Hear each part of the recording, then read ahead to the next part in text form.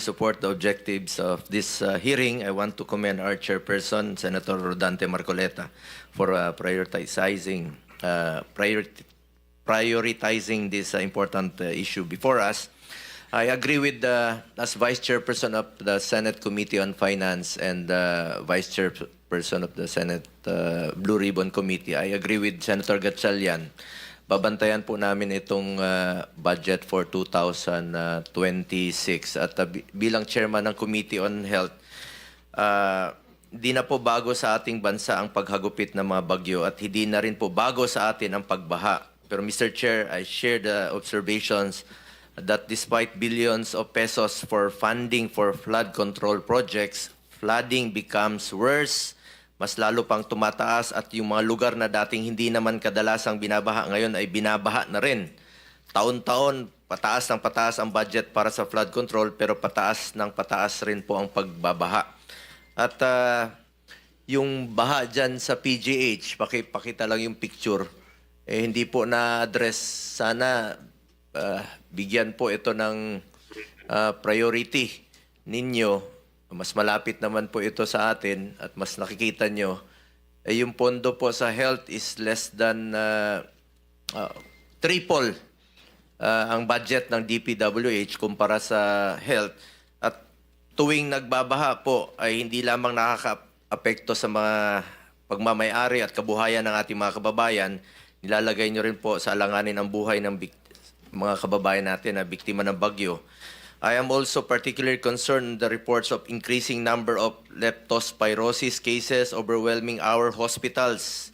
Sa kaikot ko sa mga hospital, sila ang binabaha. Pero yung budget ng health sa ngayon, halos triple ang budget ng DPWH kumpara sa health. 880 billion ang DPWH, 313 billion lamang po ang para sa health. Sana ilaan na lang po ang pondo na mapapakinabangan po ng taong bayan para sa health sa pagpatayo at pag-upgrade po ng mga hospitals, medical assistance at PhilHealth benefits. Mas baha nga sa mga hospital ngayon, hindi naman na-address until now. At I agree with our majority floor leader noong August 9, 2023 pa lamang ay nanawagan na tayo sa DPWH. Pakita ko lang po sa screen yung video nung hearing, no? Ito. Then, ang hiningi lang po natin ay accomplishment report nyo dito sa mga taong ito. And can you submit to the committee a copy of your master plan for your flood control programs? At gusto nating malaman kung wala ba talagang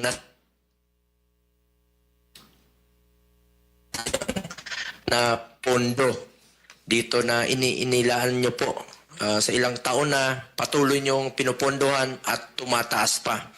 At pangatlong tanong ko po, can you submit your prioritization in implementing flood control projects? That was August of 2023. More than 2 years ago na po yan.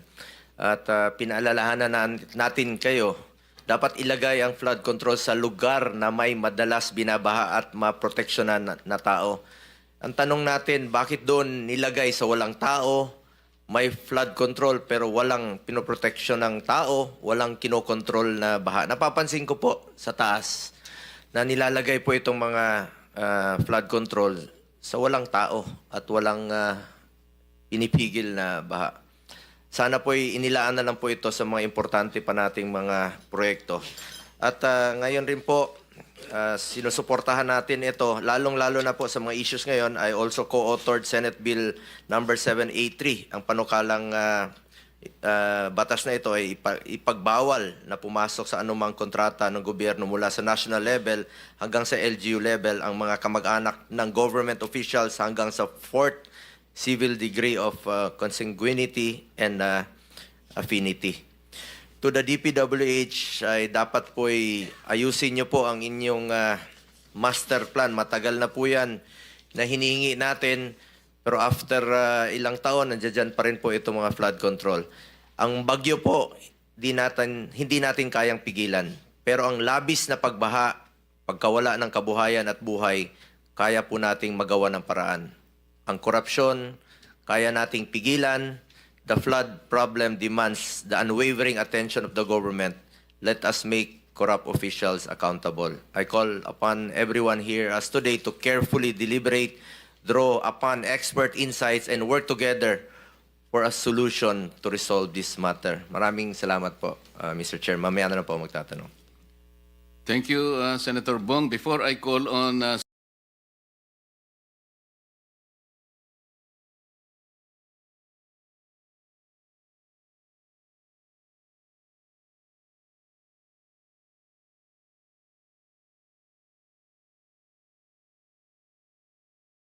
I am not a Filipino for nothing.